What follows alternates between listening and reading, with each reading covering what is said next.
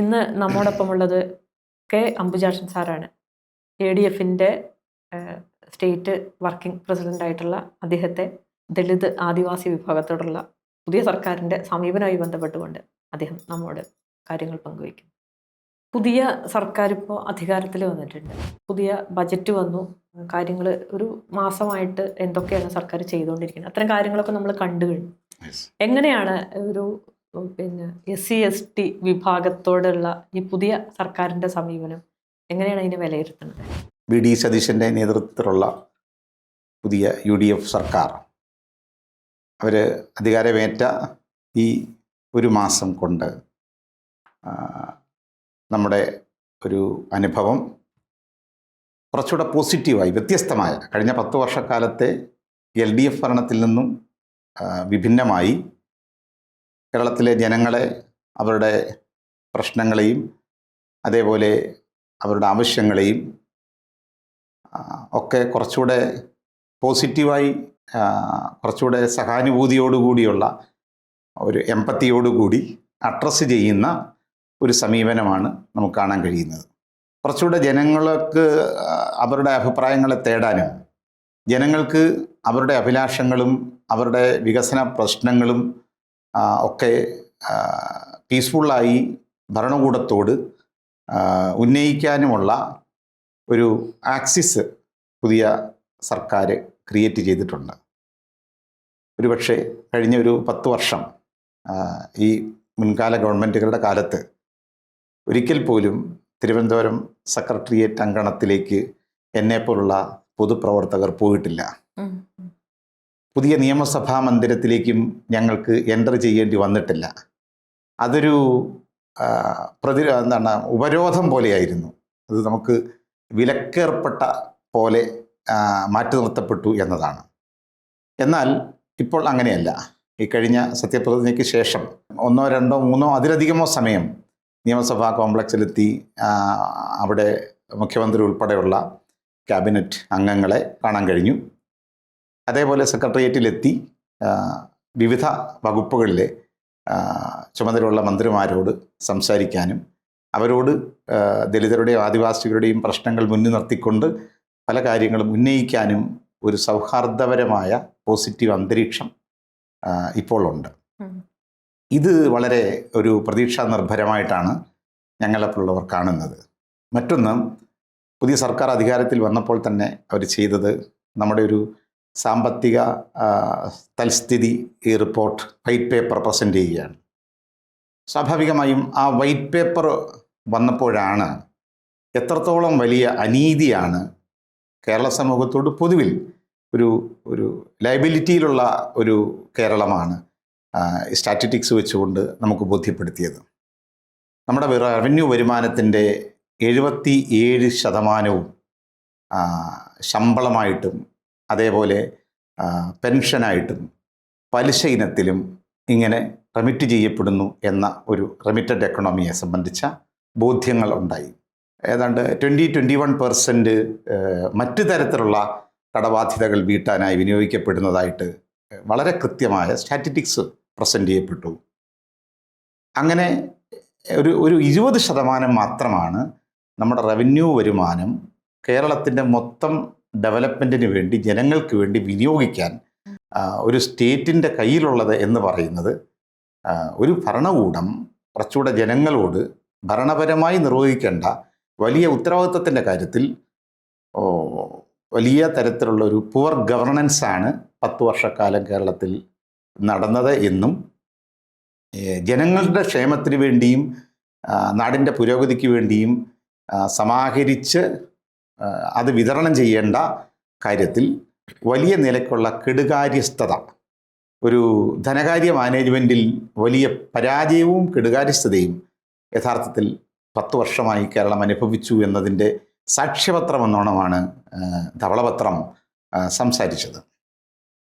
അതിൻ്റെ മറ്റ് ആസൂത്രണപരവും സാമ്പത്തികശാസ്ത്രപരവുമായ കൂടുതൽ വിശദാംശങ്ങളിലേക്ക് പോകാതെ സ്പെസിഫിക്കായി ദളിത് ഒരു കോണ്ടെക്സ്റ്റ്, ആദിവാസി പശ്ചാത്തലത്തിൽ പറയുമ്പോൾ ധവളപത്രം വ്യക്തമാക്കിയ ഒരു കാര്യം, SC/ST ഡെവലപ്മെൻറ്റിന് പ്രത്യേകിച്ചും കുട്ടികളുടെ വിദ്യാഭ്യാസത്തിനടക്കം വിനിയോഗിക്കേണ്ട 377 കോടി രൂപയാണ് കുടിശ്ശിക വരുത്തിയത്.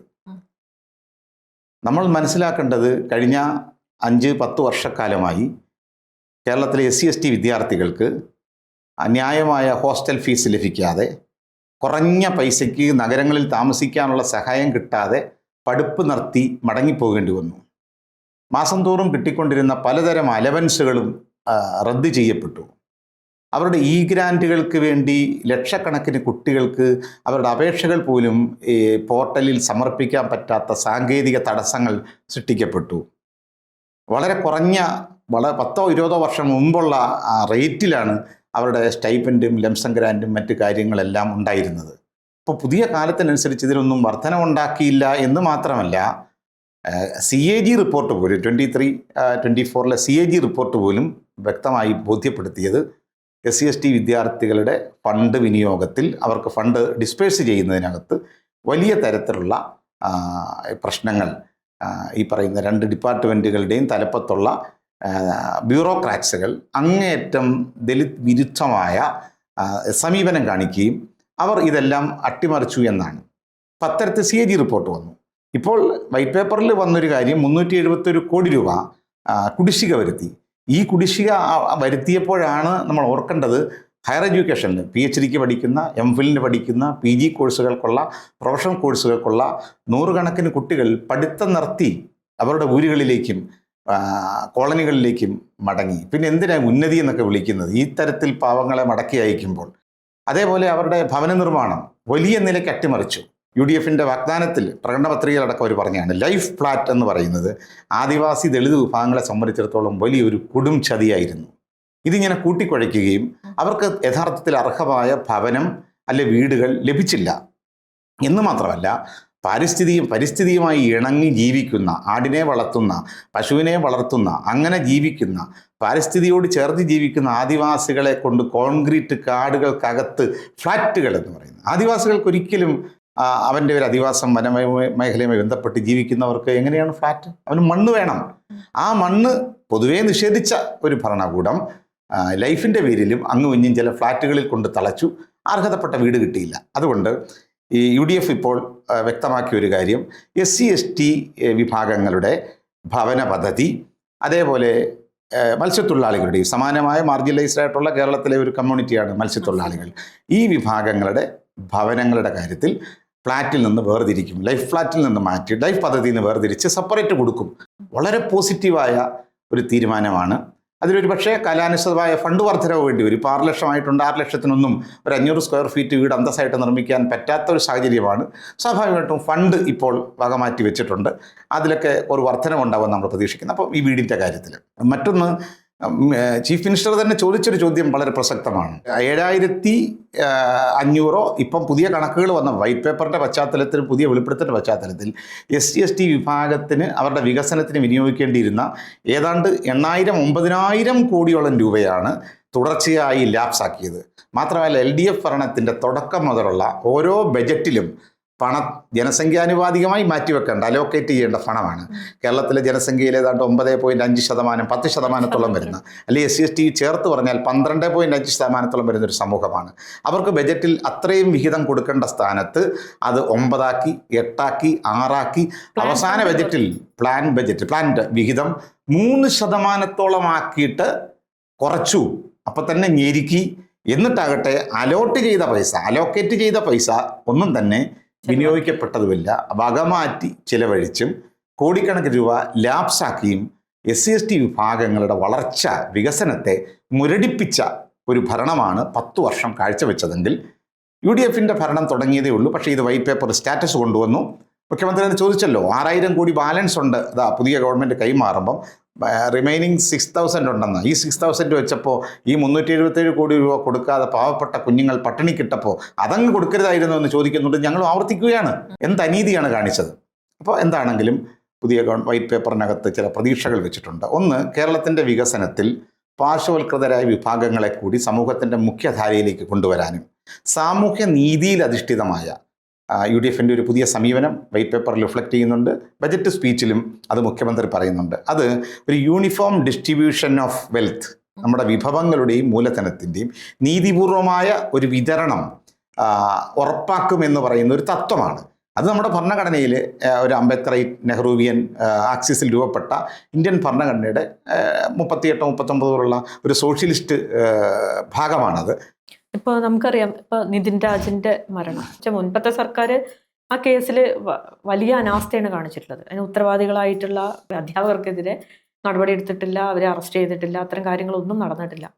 പുതിയ സർക്കാർ ആ കാര്യത്തിൽ ഏതെങ്കിലും രീതിയിൽ മുന്നോട്ട് പോയോ ഇല്ല എന്നുള്ളതാണല്ലോ. ഇപ്പോൾ ഇതുവരെയും കാര്യമായിട്ടൊന്നും മുന്നോട്ട് പോയിട്ടില്ല. ആകെ നടന്നിട്ടുള്ളത് മറ്റേ അവർ അന്വേഷണം നടത്തിയിട്ടുള്ളത് മറ്റേ ലോണിൻ്റെ പേരിലുള്ള അത് എങ്ങനെയാണ് അതിനെ കാണുന്നത്? ഏതെങ്കിലും രീതിയിലുള്ള ഇടപെടലുകൾ അതിൽ നടത്തിയിട്ടുണ്ട്? ഇതിപ്പം പുതിയ ഗവൺമെൻറ് അധികാരത്തിൽ വരുമ്പോൾ നിലവിലൊരു അന്വേഷണം, അതായത് LDF സർക്കാർ നിയോഗിച്ച അന്വേഷണം ക്രൈംബ്രാഞ്ചിന് വിട്ടിരുന്നു. ആ ക്രൈംബ്രാഞ്ച് അന്വേഷണം ഇപ്പോൾ നടന്നുകൊണ്ടിരിക്കുകയാണ്. അതിനപ്പുറത്തേക്ക് ആ അന്വേഷണം പക്ഷേ തൃപ്തികരമല്ല. കാരണം ഉത്തരവാദിയായ റാമിനെ ഇതുവരെ അറസ്റ്റ് ചെയ്തില്ല. ഇന്നലെയും അയാളുടെ ആവർത്തിച്ചുള്ള ജാമ്യാപേക്ഷ ഇന്നലെയും കേരള ഹൈക്കോടതി തള്ളിയിരിക്കുകയാണ്. അപ്പോൾ റാം ഒളിവിലാണ്. ഇപ്പോഴും അയാളെ അറസ്റ്റ് ചെയ്യാൻ പറ്റാത്തത് ഒരു ന്യൂനതയാണ്. എന്നാൽ ഇക്കാര്യത്തിൽ തുടക്കത്തിൽ തന്നെ ഈ കേസിനെ പല നിലയ്ക്കും ഡൈല്യൂട്ട് ചെയ്യുകയും CPMൻ്റെ അവസാന സമയമാണ്. ആ ഭരണ സമയത്ത് തന്നെ ഈ പ്രോപ്പറായ ഒരു അന്വേഷണം നടത്താതെയും വേണ്ട രീതിയിൽ ആ കേസ് അട്രോസിറ്റീസ് ആക്ടിൻ്റെ പ്രൊവിഷൻസും ഒക്കെ ഉപയോഗിച്ച് ചെയ്യേണ്ടതുണ്ടായിരുന്നു. രണ്ടാമതൊരു മർഡർ വ്യക്തമായും ബോധ്യപ്പെടുന്നത് പിന്നെ നമുക്കറിയാം അതൊരു കൊലപാതകം തന്നെയാണെന്ന്. പക്ഷെ ആ കൊലപാതകമാണ് എന്ന ആംഗിളിലല്ല അന്വേഷണം പുരോഗമിച്ചത്. ഇപ്പോൾ പുതിയ ഗവൺമെൻറ് വന്നപ്പോൾ നിലവിലുള്ള ക്രൈംബ്രാഞ്ച് അന്വേഷണത്തിനപ്പുറത്തേക്ക് കുറച്ചുകൂടി ഒരു സ്പെഷ്യൽ ഇൻവെസ്റ്റിഗേഷൻ ടീമിനെ നിയോഗിക്കണം എന്ന് സർക്കാർ ആഗ്രഹിക്കുന്നു എന്നാണ് ഈ വിഷയവുമായി ബന്ധപ്പെട്ട് കഴിഞ്ഞ ദിവസം ഞങ്ങൾ ആഭ്യന്തരമന്ത്രി രമേശ് ചെന്നിത്തലയെ കണ്ടപ്പോൾ അദ്ദേഹത്തിൻ്റെ പ്രതികരണം വളരെ പോസിറ്റീവായിരുന്നു. അദ്ദേഹം ഇത് ഉൾക്കൊണ്ടു. അന്വേഷണം തൃപ്തികരമല്ല, റാമിനെ അറസ്റ്റ് ചെയ്തിട്ടില്ല, അത് സ്വാഭാവികമായിട്ടും ഗവൺമെൻറ് ഉത്തരവാദിത്തമുണ്ട്, അതുകൊണ്ട് ഇതൊരു സ്പെഷ്യൽ ഇൻവെസ്റ്റിഗേഷൻ ടീമിനെ SITയെ കൊണ്ട് അന്വേഷിപ്പിക്കണമെന്ന് സർക്കാർ ആഗ്രഹിക്കുന്നു. പക്ഷേ ഈ സ്വാഭാവികമായിട്ടും നിതിൻ രാജിൻ്റെ ഫാമിലിയുടെ ഭാഗത്തു നിന്ന് കൃത്യമായ ഒരു റിട്ടേൺ പരാതി അല്ലെ അത്തരത്തിലുള്ളൊരു ഡിമാൻഡ് സർക്കാരിൻ്റെ മുമ്പിൽ ആവശ്യമുണ്ട് എന്നാണ് അദ്ദേഹം പറഞ്ഞ മറുപടി. മറ്റ് കേസുകളിലൊക്കെ ഇപ്പം നമുക്കറിയാം, ഇപ്പോൾ ഈ മുഖ്യമന്ത്രിയുടെ മറ്റേ നവകേരള യാത്രയിൽ ഉണ്ടായിട്ടുള്ള പ്രശ്നങ്ങളിൽ, അങ്ങനെ അതിനു മുമ്പ് നടന്ന പല കൊലപാതകങ്ങൾ, പല കാര്യങ്ങളിലും പോലീസിന്റെ ഇടപെടൽ, ഇത്തരം കാര്യങ്ങളിലൊക്കെ വലിയ രീതിയിൽ മുന്നോട്ട് പോയി. അതിലൊക്കെ നിയമ നടപടി എടുത്തു. അവരൊക്കെ പലരും അറസ്റ്റ് ചെയ്യപ്പെടുന്നു. അവർക്ക് എതിരെയൊക്കെ അത്തരം കാര്യങ്ങൾ വളരെ വേഗത്തിൽ മുന്നോട്ട് നീങ്ങുന്നു. പക്ഷെ നിതിൻ രാജിന്റെ കാര്യത്തിൽ അത് നീങ്ങുന്നില്ല എന്നൊരു തോന്നൽ പൊതുസമൂഹത്തിനുണ്ട്. അതുകൊണ്ടാണ് അതുകൊണ്ടാണ് ഞങ്ങൾ ഈ വിഷയം ഉന്നയിച്ചിരുന്നു. അപ്പോൾ നമ്മൾ പ്രതീക്ഷിക്കുന്നത് ഇക്കാര്യത്തിൽ ഇത്ര ഒരു കാര്യമാണ് പറഞ്ഞത്. സ്വാഭാവികമായിട്ടും ഇതിനകത്ത് ആക്ഷൻ കൗൺസിൽ, ഞങ്ങൾ അംബേദ്കറൈറ്റ് ഡെമോക്രാറ്റിക് ഫ്രണ്ടിൻ്റെ ഭാഗമായി ഗവൺമെൻറ്റിനോട് ഈ വിഷയം ഉന്നയിച്ചു. റിട്ടേണായിട്ട് ഈ വിഷയം നമ്മൾ സബ്മിറ്റ് ചെയ്തിട്ടുണ്ട്. അതിന്മേൽ ഗൗരവതരമായ അന്വേഷണം, പുനരന്വേഷണം വേണം, അറസ്റ്റ് ചെയ്യണം എന്ന കാര്യത്തിലാണ് നമ്മൾ പറഞ്ഞിട്ടുള്ളത്. അത് ഗവൺമെൻറ് അത്തരം ഒരു റിക്വസ്റ്റ് ഗവൺമെൻറ് അക്സെപ്റ്റ് ചെയ്തിരിക്കുന്നു. 1 നമ്പർ 1. 2, അത് സ്പെഷ്യൽ ഇൻവെസ്റ്റിഗേഷനെ കൊണ്ട് അന്വേഷിക്കേണ്ടതാണ് എന്ന അഭിപ്രായം അദ്ദേഹം തന്നെ മുന്നോട്ട് പോകും, താല്പര്യമുണ്ടെന്ന് പറഞ്ഞു. 3, ഈ ഫാമിലിയുടെ ഭാഗത്തു നിന്ന് അങ്ങനെ ഒരു സംഗതി ആവശ്യമാണ് എന്ന് പറഞ്ഞു. എന്താണെങ്കിലും സ്വാഭാവികമായിട്ട് അതിൽ തൃപ്തികരമായ കാര്യം നീങ്ങുന്നില്ല. കാരണം നേരത്തെ ചെയ്തു വെച്ച ഒരു കാര്യമുള്ളത്, ഈ പോലീസ് സംവിധാനം നേരിട്ട് UDFൻ്റെ ഈ പറഞ്ഞ കോൺഗ്രസ്സുകാരെ മർദ്ദിച്ച കാര്യത്തിലുള്ള ആക്ഷന് പോലെ ഇതിനകത്ത് വരാത്തതിൽ ഇപ്പോൾ കേരളത്തിൽ പലയിടത്തും പോലീസ് സംവിധാനം എന്ന് പറയുന്നത് LDFൻ്റെ പോലീസാണ്. സ്വാഭാവികമായി സിസ്റ്റം കംപ്ലീറ്റ് അങ്ങനെയാണ്. അപ്പോൾ അതിനുശേഷം അതിലൊരു മാറ്റം വളരെ വേഗം വരുമെന്നാണ് നമ്മൾ പ്രതീക്ഷിക്കുന്നത്. പക്ഷേ അതൊരു വിഷയമായി തന്നെ നിൽക്കുന്നു. നിതിൻ രാജിൻ്റെ ഈ 1-ാം പ്രതി അറസ്റ്റ് ചെയ്യാത്തത് ഒരു പ്രശ്നം തന്നെയാണ്. അതുപോലെ കോളേജിനെതിരെ നടപടി എടുക്കേണ്ടത്. ഈ ആദിവാസി ദളിത് വിഭാഗങ്ങളുടെ നോക്കുമ്പോൾ SC ST ഹോസ്റ്റലുകൾ അല്പമെങ്കിലും ഉണ്ട്. SC ഹോസ്റ്റലുകൾ എന്നുള്ള രീതിയിൽ വളരെ കുറവാണ്. തീരെ കുട്ടികൾക്ക് പഠിക്കുന്നതിന് വേണ്ടി ഏറ്റവും ബുദ്ധിമുട്ട് ഒരു പക്ഷേ ഈ ഉൾപ്രദേശങ്ങളിലാണല്ലോ. ഇപ്പോൾ വയനാടാണെങ്കിലും അല്ലെങ്കിൽ നിലമ്പൂരാണെങ്കിലും അല്ലെങ്കിൽ ഏത് ആദിവാസി മേഖലകളൊക്കെ ഉൾപ്രദേശങ്ങളിലാണ്. അതുപോലെ ദളിത് വിഭാഗങ്ങളും മിക്കവാറും നഗരങ്ങളിലല്ല ജീവിച്ചു പോകുന്നത്. അപ്പോൾ അതുകൊണ്ട് തന്നെ അവർക്ക് ഹോസ്റ്റൽ സൗകര്യം എന്നുള്ളത് വളരെ പ്രധാനപ്പെട്ട ഒരു കാര്യമാണ്. വിദ്യാഭ്യാസം ഏറ്റവും കേരളത്തിലെ ദളിത് വിഭാഗത്തിന്റെ വിദ്യാഭ്യാസത്തിന് അല്ലെങ്കിൽ ആദിവാസി വിഭാഗത്തിന്റെ വിദ്യാഭ്യാസത്തിന് ഏറ്റവും തടസ്സം നിൽക്കുന്ന ഒരു കാര്യം ഹോസ്റ്റൽ സൗകര്യം വേണ്ട രീതിയിൽ ലഭ്യമാക്കുന്നില്ല. ആ കാര്യത്തിൽ എങ്ങനെയാണ് സർക്കാർ ആയിട്ട് സംസാരിച്ചോ? എങ്ങനെയാണ് ആ കാര്യങ്ങൾ? ഇപ്പോൾ അറിയാമല്ലോ, വൈറ്റ് പേപ്പർ വെച്ചതിനകത്ത് SC/ST ഫണ്ട് വെട്ടിക്കുറച്ചു എന്നതും കുടിശ്ശിക വരുത്തി എന്നതും പുറത്തു വന്നു. അതേസമയം ഗവൺമെൻറ് പറഞ്ഞൊരു വാഗ്ദാനം, ധവളപത്രത്തിൽ സൂചിപ്പിച്ചൊരു കാര്യം, പട്ടികജാതി പട്ടികവർഗ വിഭാഗങ്ങളുടെ വികസനത്തിന് വേണ്ടിയുള്ള ഫണ്ട് ശാസ്ത്രീയമായി വിനിയോഗിക്കാൻ ഒരു നിയമനിർമ്മാണം കൊണ്ടുവരും എന്ന് പറഞ്ഞിരുന്നു. ഇപ്പോൾ അത് ബജറ്റ് സ്പീച്ചിൽ മുഖ്യമന്ത്രി ആവർത്തിച്ച് പറഞ്ഞിരിക്കുന്നു, ഈ കാര്യത്തിൽ ശാസ്ത്രീയമായ ഈ ഫണ്ട് ദുർവിനിയോഗം ചെയ്യാതിരിക്കാൻ വേണ്ടിയുള്ള, ഫലപ്രദം വിനിയോഗിക്കാൻ വേണ്ടിയുള്ള ഒരു ആക്ട്. അത് വർഷങ്ങളായി, കഴിഞ്ഞ കുറേ നാളുകളായി കേരളത്തിലെ ദലിത് സംഘടനകൾ, കേരള ദലിത് പാന്തേഴ്സ് അത് 2019-20 മുതൽ പറയുന്നൊരു കാര്യം പ്രക്ഷോഭരംഗത്ത്. അംബേദ്കർ ഡെമോക്രാറ്റിക് ഫ്രണ്ട് എന്ന നിലയിൽ കേരളത്തിലെ പ്രധാനപ്പെട്ട 65ഓളം സംഘടനകൾ ഒന്നിച്ചു നിന്ന് വന്ന ADF കുറേ നാളായി ഉന്നയിക്കുന്ന ഒരു പ്രശ്നമാണ്. ഞങ്ങൾ നേരത്തെ തന്നെ UDF ലീഡർഷിപ്പിനെ കണ്ട് ഈ കാര്യങ്ങൾ, ദലിതരെ ബാധിക്കുന്ന പല പ്രശ്നങ്ങളും അവരുടെ ശ്രദ്ധയിൽപ്പെടുത്തി കൊടുത്ത് ഏറ്റവും പ്രധാനപ്പെട്ട ഒന്നായിരുന്നു കേരളത്തിൽ തെലങ്കാന മോഡൽ, ആന്ധ്ര മോഡൽ, കർണാടകയിലൊക്കെ ഉള്ളതുപോലെ ശക്തമായ ഒരു SC/ST ഡെവലപ്മെൻറ്റ് ആക്ട് കൊണ്ടുവരണം. അപ്പോൾ ഫണ്ട് അലോക്കേറ്റ് ചെയ്യുന്ന കാര്യത്തിലും ഫണ്ടിൻ്റെ ഡിസ്ട്രിബ്യൂഷൻ്റെ കാര്യത്തിലും കമ്മ്യൂണിറ്റിക്ക് കൂടി പങ്കാളിത്തമുള്ളൊരു മോണിറ്ററിംഗ് സംവിധാനം അതിനകത്തുണ്ടാകണമെന്നും, ഒപ്പം SC/ST ഫണ്ടുകൾ ഭവന നിർമ്മാണത്തിനാണെങ്കിലും മറ്റ് MSME പോലുള്ള അല്ലെങ്കിൽ അവരുടെ എൻ്റർപ്രണർഷിപ്പിനൊക്കെ വിനിയോഗിക്കുന്ന പണം വിനിയോഗിക്കുമ്പോൾ വെറും ഡിപ്പാർട്ട്മെൻറ്റിൻ്റെ കീഴിലല്ലാതെ അതിന് കൃത്യമായ ഉത്തരവാദിത്തമുള്ള നോഡൽ ഏജൻസികൾ അതിനുവേണ്ടി ഏർപ്പെടുത്തണമെന്നൊക്കെ നമ്മൾ വെച്ചിരുന്നു. ഏതാണെങ്കിലും അത് പോസിറ്റീവായി ഗവൺമെൻറ് പരിഗണിച്ചതുകൊണ്ടാണ് ഇപ്പോൾ ബജറ്റിൽ പറഞ്ഞിരിക്കുന്നൊരു കാര്യം ശക്തമായ SC/ST ഡെവലപ്മെൻറ്റ് ആക്ട് കൊണ്ടുവരുമെന്നാണ്. ഇനി ആക്ട് വന്നാലും വിനിയോഗിക്കാൻ ഫണ്ട് വേണ്ടേ? ഇക്കാര്യത്തിൽ വലിയ വിപ്ലവകരമായ ഒരു മാറ്റം UDF ഗവൺമെൻറ് പ്രകടിപ്പിച്ചിട്ടുണ്ട്. നേരത്തെ ഫണ്ട് കുറവായിരുന്നു, ഞാൻ പറഞ്ഞല്ലോ, ഫണ്ട് കുറേ നാളായി കുറച്ച് കൊണ്ടുവരികയും ഉള്ള ഫണ്ട് വിനിയോഗിക്കാതിരിക്കുകയും പലപ്പോഴും തുലച്ചു കളയുകയും ചെയ്തു, അഴിമതിയും കാണിച്ചു. എന്നാൽ ഇപ്രാവശ്യം SEP ഫണ്ടിനകത്ത്, നമ്മുടെ ബജറ്റിനകത്ത് 9.81% ഫണ്ട് മാറ്റിവെച്ചിട്ടുണ്ട്. അതായത് 2979.32 കോടി രൂപ ന്യായമായ പോപ്പുലേഷൻ്റെ അടിസ്ഥാനത്തിലുള്ളൊരു ഫണ്ട്, SEP ഫണ്ട് പട്ടികജാതിക്കാർക്കാക്കി നീക്കിവെച്ചു. അതിനകത്ത് 1638 കോടി രൂപ ഡിപ്പാർട്ട്മെൻറ്റിന് നീക്കിവെക്കുമ്പോൾ 1341 രൂപ തദ്ദേശ സ്വയംഭരണത്തിനുമാണ്. ഇതിൽ പ്രധാനപ്പെട്ട ഒരു കാര്യം, SEPക്ക് ഈ അലോക്കേറ്റ് ചെയ്ത 2979 കോടി രൂപ കൂടാതെ ആൻറ്റിസിപ്പേറ്റ് ചെയ്തുകൊണ്ട് വീണ്ടും ഏതെങ്കിലും തരത്തിൽ ആവശ്യം വന്നാൽ വിനിയോഗിക്കാൻ വേണ്ടി അധിക വിഹിതമായി 527.68 കോടി രൂപ ഈ ബജറ്റിൽ പട്ടികജാതിക്കാർക്ക് വേണ്ടി നീക്കിവെച്ചു എന്നത് വളരെ പോസിറ്റീവായ ഒരു കാര്യമാണ്.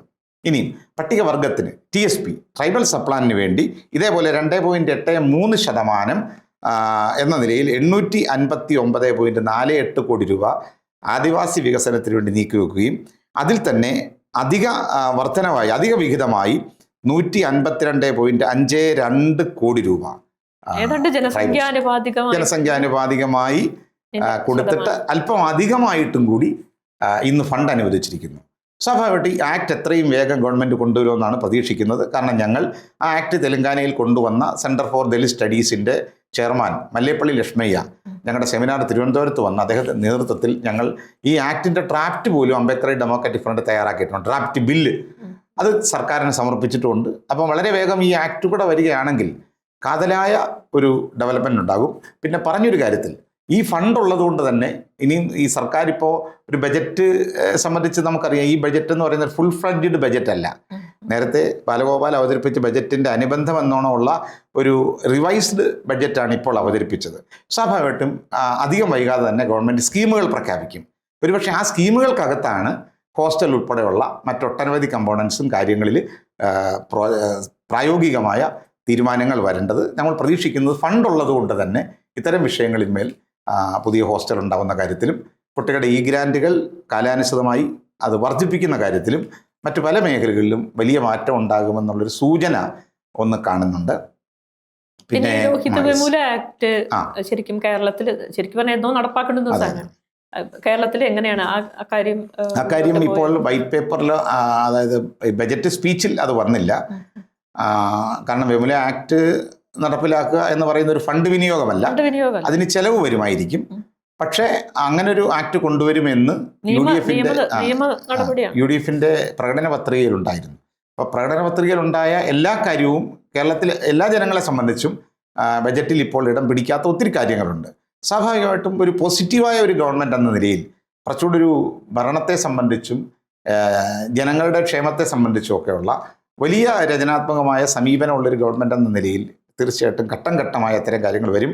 പക്ഷെ ഒട്ടും അമാന്തിക്കാതെ തന്നെ ഈ റാമിൻ്റെ വിഷയമാണെങ്കിലും നിതിൻ രാജിൻ്റെ വിഷയമാണെങ്കിലും ഇൻഡിവിജ്വലി കേസുകൾ സംഭവിച്ചുകൊണ്ടേയിരിക്കും. ഇപ്പോൾ ഇതിന് പവർഫുള്ളായിട്ടുള്ള കർണാടകയിലെ കോൺഗ്രസ് ഗവൺമെൻറ്, സിദ്ധരാമയ്യ ഗവൺമെൻറ്, ഇപ്പോൾ അദ്ദേഹം മാറി ഡി കെ വന്നെങ്കിലും ആ സിദ്ധരാമയ്യ ഗവൺമെൻറ് ഏറ്റവും പ്രാധാന്യത്തോടെയാണ് രോഹിത് വെമുല ആക്ട് കൊണ്ടുവന്നത്. അതുകൊണ്ട് തന്നെ കേരളം വൈകാതെ തന്നെ വെമുല ആക്ട് കൊണ്ടുവരണം.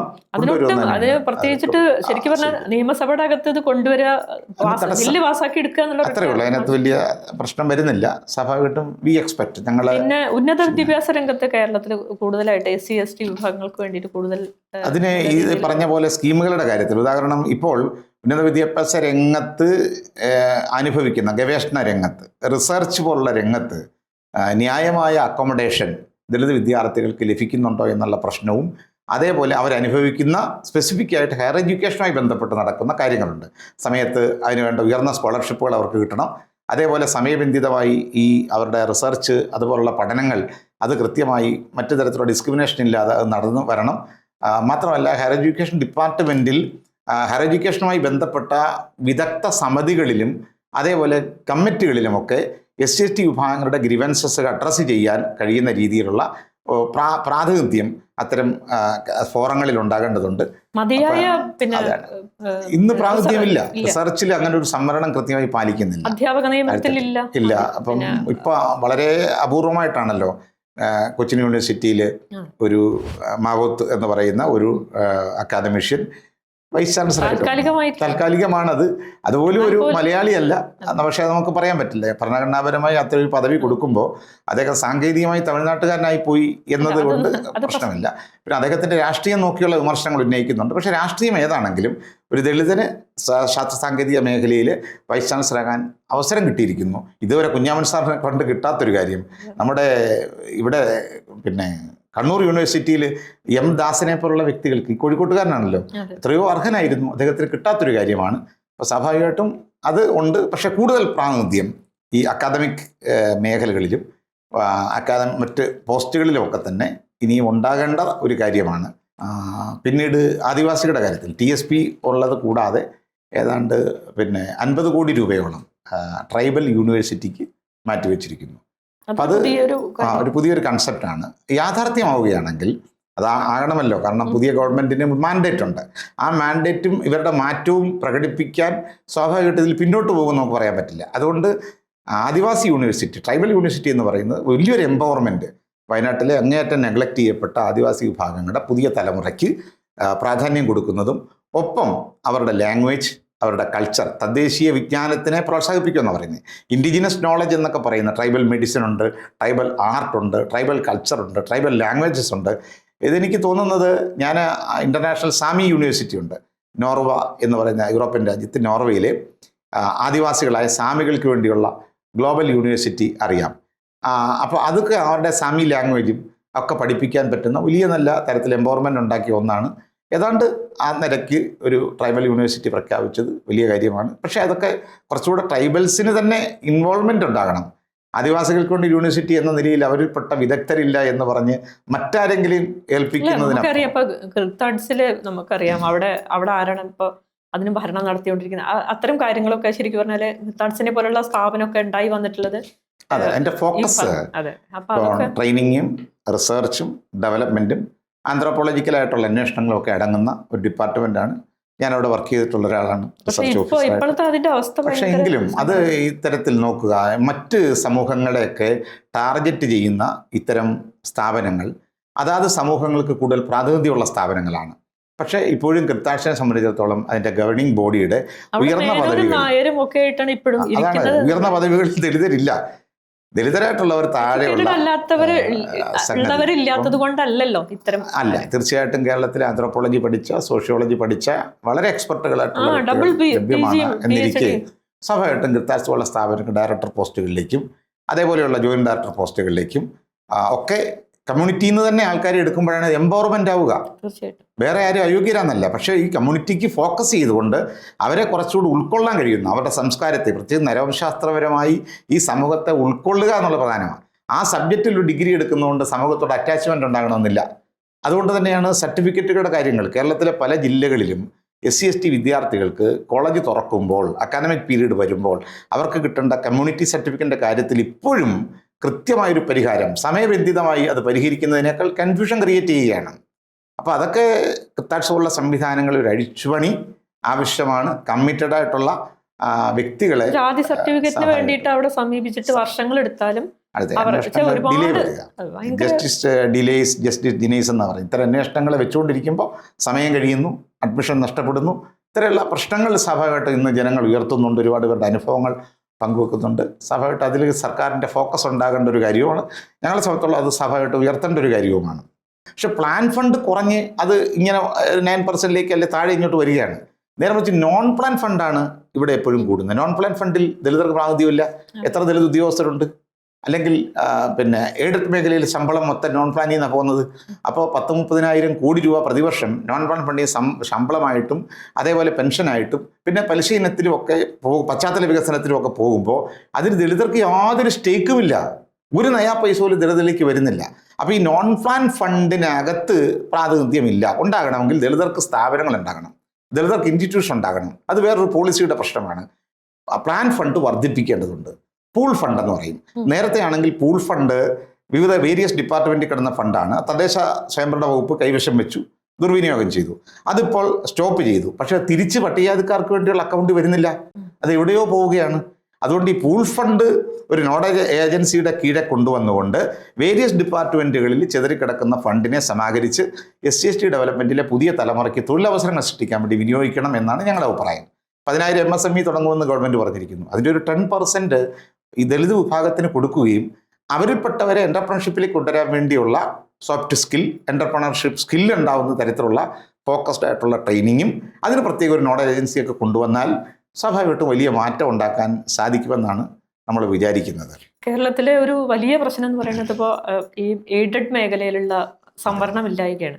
എയ്ഡഡ് മേഖലയിൽ ശരിക്കും പറഞ്ഞാൽ ഈ സംവരണം കൊണ്ടുവരുന്നതിന് വേണ്ടിയിട്ടുള്ള നയപരമായിട്ടുള്ള നീക്കം, കാരണം ധാരാളം ഇത്തരം ഉന്നത വിദ്യാഭ്യാസ സ്ഥാപനങ്ങളിലൊക്കെ ദളിത് വിദ്യാർത്ഥികൾ അവിടെ ഇപ്പൊ നിതിൻ രാജ് അടക്കം അവിടെ അവർക്ക് പോയിട്ട് പരാതി പറയാനോ അല്ലെങ്കിൽ അവരുടെ മനസ്സ് തുറക്കാനോ അവിടെ ഒരു SC/ST വിഭാഗത്തിൽപ്പെടുന്ന ഒരു അധ്യാപകനില്ല. ഈ ഒരു പ്രശ്നം നിലനിൽക്കുന്നുണ്ട്. മാത്രമല്ല അവസരങ്ങളും SC/ST വിഭാഗത്തിലുള്ളവരുടെ അവസരങ്ങളും ഇല്ലാതെ ഉണ്ട്. ഇപ്പോൾ എയ്ഡഡ് മേഖലയിൽ സംവരണം കൊണ്ടുവരുന്നതിന് വേണ്ടിയിട്ടുള്ള ഒരു ആവശ്യം തീർച്ചയായിട്ടും ഇപ്പൊ മുൻകാല ഗവൺമെന്റ് OP രവീന്ദ്രമാഷെ പോലുള്ളവർ കുറെ കാലമായിട്ട് വിഷയം ഉയർത്തുകയും ഉന്നത വിദ്യാഭ്യാസ മേഖലയിലെ കോളനികൾ എന്ന് പറഞ്ഞുകൊണ്ട് അദ്ദേഹത്തിന്റെ ജാതി കോളനികൾ ശരിക്കും അങ്ങനെ ആയിട്ടുണ്ട്. എയ്ഡഡ് മേഖല പ്രത്യേകിച്ച് ഒരു വെള്ളാനയാണ്. കോടിക്കണക്കിന് രൂപ നമ്മുടെ റവന്യൂ വരുമാനത്തിൻ്റെ വലിയൊരു ഭാഗം ഈ പറയുന്ന സ്വകാര്യ സ്ഥാപനങ്ങൾ, അതായത് എയ്ഡഡ് സ്ഥാപനങ്ങൾ കൊള്ളയടിക്കുകയാണ്. അവരുടെ വികസനത്തിന് മുമ്പേ പറഞ്ഞു കോടിക്കണക്കിന് രൂപ. അതേസമയം അതിനകത്ത് ദളിതരുടെ പ്രാതിനിധ്യം വളരെ 0.1% അത്രത്തോളേ ഉള്ളൂ, 3% അത്രയും താഴെയാണ്. അപ്പോൾ അവിടെ തീർച്ചയായിട്ടും നിയമനം ഒരു പബ്ലിക് റിക്രൂട്ട്മെൻറ്റ് ഏജൻസിക്ക് PSCക്ക് തന്നെ വിടണം എന്നതാണ്. അങ്ങനെ പല ആവശ്യങ്ങളും വർഷങ്ങളായി ദളിതർ ഉയർത്തുന്ന ഒരു കാര്യമാണ്. തീർച്ചയായിട്ടും കേരളത്തിലെ സാമൂഹ്യനീതിക്ക് ഈ ഗവൺമെൻറ് പ്രാധാന്യം കൊടുക്കുന്നു എന്ന് പറയുമ്പോൾ, യൂണിഫോം ഡിസ്ട്രിബ്യൂഷൻ പ്രാതിനിധ്യം കൊടുക്കണം എന്ന് പറയുമ്പോൾ, മാർജിനലൈസ്ഡ് സമൂഹങ്ങളെ എംപവർ ചെയ്യുമെന്ന് പറയുമ്പോൾ സ്വാഭാവികമായി നമ്മൾ ആൻറ്റിസിപ്പേറ്റ് ചെയ്യുന്നത് ഈ വിഷയം ഗൗരവമായി കേരള ഗവൺമെൻറ് കൈക്കൊള്ളണമെന്നാണ്. എയ്ഡഡ് മേഖലയിലെ നിയമനങ്ങളിൽ സംവരണം ഏർപ്പെടുത്തിയേ പറ്റൂ. അത് അവരോട് നീതി പുലർത്തുക. കാരണം ഇത്രയധികം വൈകുന്നു. നേരെ മറിച്ച് കോടിക്കണക്കിന് രൂപയുടെ കോഴ വാങ്ങിയാണല്ലോ നിയമനങ്ങൾ നടക്കുന്നത്. പട്ടികജാതിക്കാർ വേണമെങ്കിൽ ഒരു കോളേജ് അനുവദിച്ചെന്നിരിക്കും. എന്നാൽ അവിടെയും നിയമനം എങ്ങനെയായിരിക്കും? മേലാളരായിട്ടുള്ള ആൾക്കാർക്ക് ശമ്പളം മേടിച്ച് നിയമിക്കുക. അതല്ല പരിഹാരം. പകരം നമ്മുടെ നാട്ടിലെ പൊതു ഖജനാവിൽ നിന്ന് പണം മുടക്കുന്ന ഇത്തരം സംവിധാനങ്ങളിൽ ദളിതരുടെയും കൂടെ നികുതി പണമാണ്. അതിനകത്ത് ദളിതർ നികുതി കൊടുക്കുന്നത് കൂടുതൽ നികുതിയാണ്. അവന് വരുമാനം ഇല്ല, അവന് സമ്പത്തില്ല, അവന് മൂലധനമില്ല, വിഭവമില്ല, ലാൻഡില്ല. ഇല്ലായ്മയിൽ നിന്ന് മറ്റുള്ളവർ കൊടുക്കുന്നത് പോലുള്ള എല്ലാ നികുതിയും ദളിതർ കൊടുക്കുമ്പോൾ അവൻ ഇല്ലായ്മയിൽ നിന്ന് കൊടുക്കുന്നതാണ് വലിയ നികുതി. വലിയ കോടീശ്വരന്മാരായിട്ടുള്ള സമ്പന്ന സവർണ വിഭാഗങ്ങൾ അത്രയും വരുമാനം വെച്ചിട്ട് ഇതേ നികുതിയല്ലേ കൊടുക്കുന്നുള്ളൂ. അപ്പോൾ അവർ കൊടുക്കുന്ന കുറവാണ്. അനുപാതത്തിന് ആനുപാതികമായി നികുതിയിൽ ഘടനാ വ്യത്യാസം വരേണ്ടതാണ്. ഇല്ലായ്മയിൽ ദളിതർ നികുതി കൊടുക്കുന്നു സത്യസന്ധമായി. കോടികളുള്ളവർ അതേ നികുതിയെ കൊടുക്കുന്നുള്ളൂ എന്ന് വരുമ്പോൾ കൂടുതൽ നികുതി കൊടുക്കുന്ന ദളിതർക്ക് സ്വാഭാവിക നീതി കിട്ടണമെങ്കിൽ എയ്ഡഡ് സെക്ടറിൽ റിസർവേഷൻ വേണം.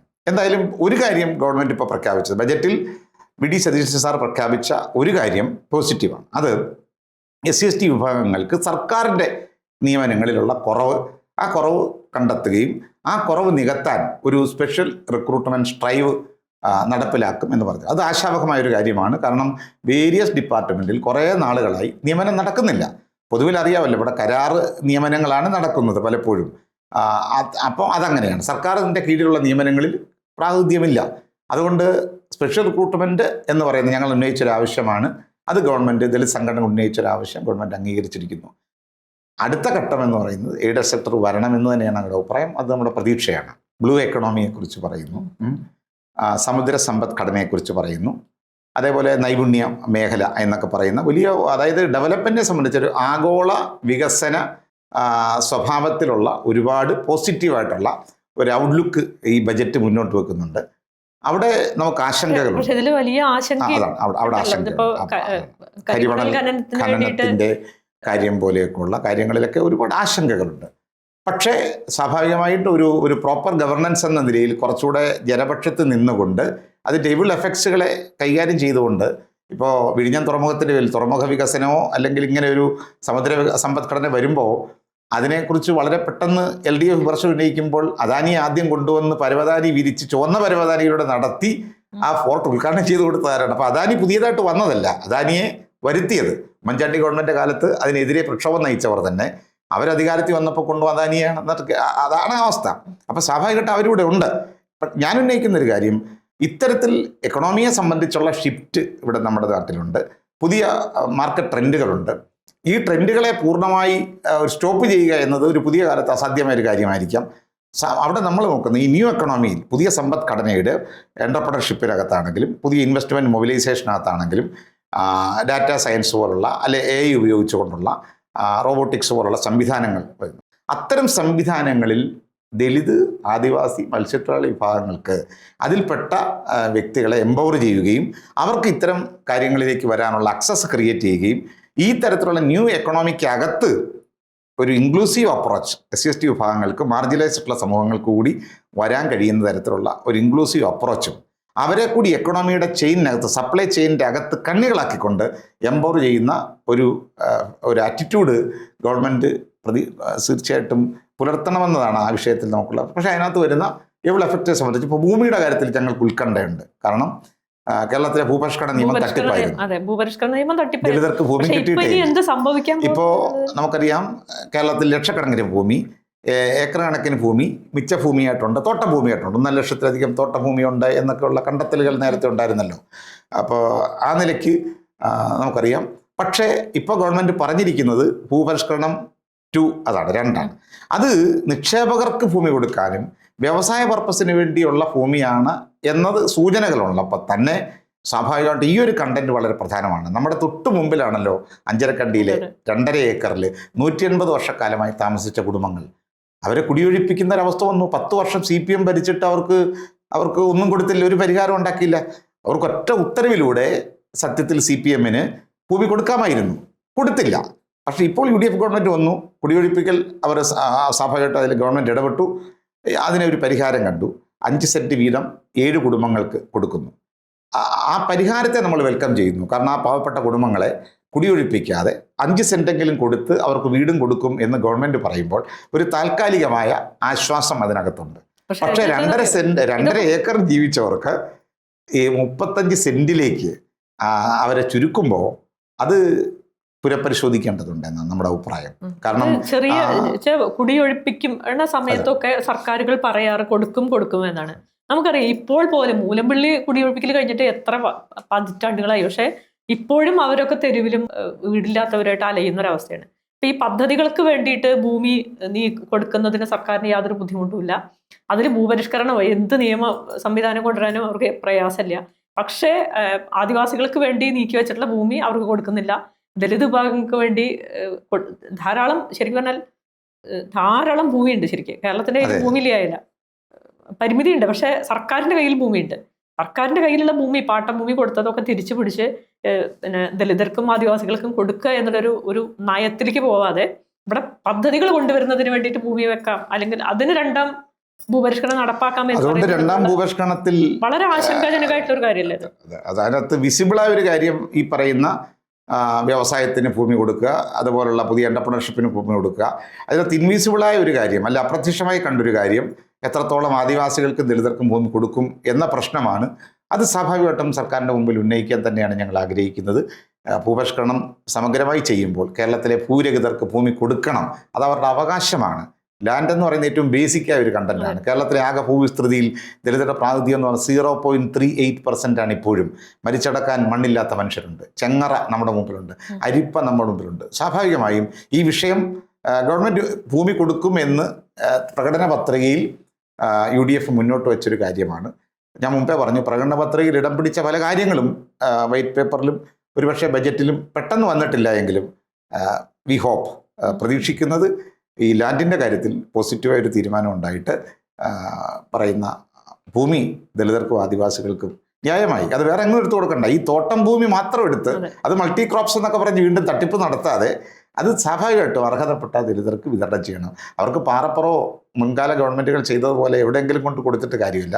കൃഷിക്ക് അനുയോജ്യമായ നല്ല ഭൂമി കണ്ടെത്തിയിട്ട് അത് പുറമ്പോക്ക് ഭൂമികളുണ്ടല്ലോ ഇവിടെ, അത് വീണ്ടെടുത്തും തോട്ടം ഭൂമികളെടുത്തും അത് ഭൂരഹിതർക്ക് കൊടുക്കണം. അത് UDFൻ്റെ മുമ്പിൽ ഞങ്ങളുടെ അപ്പീലാണ്. സ്വാഭാവികമായിട്ടും കൂടുതൽ അതുമേൽ ഗവൺമെൻറ് മുമ്പിൽ അത് ഉന്നയിക്കാൻ ഞങ്ങൾ ഇപ്പോൾ ആഗ്രഹിക്കുന്നുണ്ട്.